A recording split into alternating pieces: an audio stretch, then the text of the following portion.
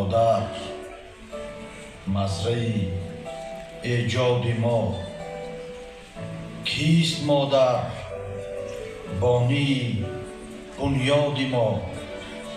قلب او سررشته امیدها، سینه او مشرق خورشید ما. فرزندانم، امروز مادران عید دارند.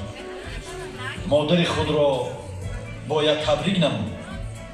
کسی که ناز مرا میکشید مادر بود، کسی که حرف مرا میشنید مادر بود، کسی که گنج به دستم سپرد بود پدر، کسی که رنج به پایم کشید مادر بود. آفرین فرزندانم.